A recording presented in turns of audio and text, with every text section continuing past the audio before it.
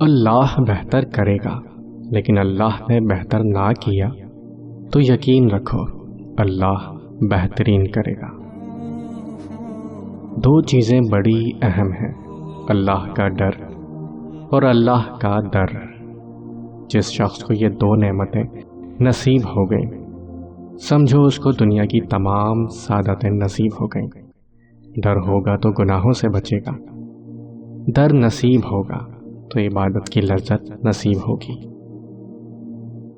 اداس مت ہو، اللہ سب سے زیادہ مایوس کن لمحات میں امید بھیجتا ہے۔ سب سے بھاری بارش تاریک ترین بادلوں سے ہی ہوتی ہے۔ ہم گناہ ایسے کرتے ہیں جیسے وہ دیکھ نہیں رہا، اور وہ معاف ایسے کرتا ہے جیسے اس نے دیکھا ہی نہیں۔ جب واسطے اور رابطے اللہ سے جڑ جائیں تو پھر دل نہیں ٹوٹا کرتے۔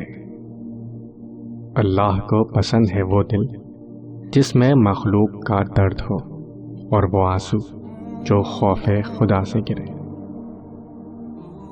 اللہ سے مانگو، بے حساب مانگو اور بلا جھجک مانگو، کیونکہ وہی ایک ذات ہے جو واپسی کا تقاضا نہیں کرتی۔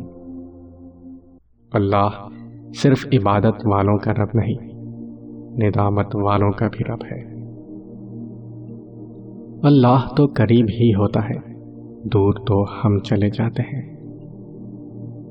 قرآن کہتا ہے اپنے دشمنوں کی چالوں سے پریشان نہ ہوا کرو، بے شک تمہارا رب سب سے بہترین چال چلنے والا ہے۔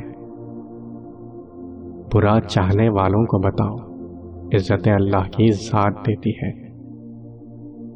جو تم سے نہیں ہو پا رہا اس کو اللہ پاک کے حوالے کر دو، وہ اسی کو وسیلہ بنا دے گا جو رکاوٹ بنا ہوا ہے۔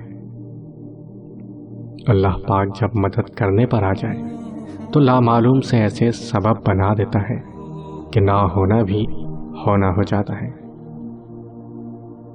جو بارش میں 7 رنگوں کی دھنک دکھا سکتا ہے، دکھ کو سکھ میں بدلنا اس کے لیے کیا مشکل۔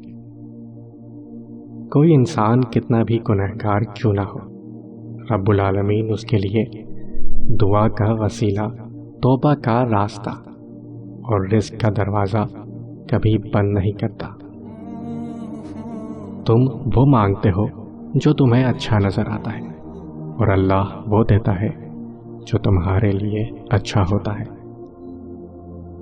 انسان کا سب سے بہترین دوست اللہ ہے، بہت جلدی مان جاتا ہے، پرانی باتیں یاد نہیں کرواتا اور کبھی مایوس نہیں لوٹاتا اپنے در سے۔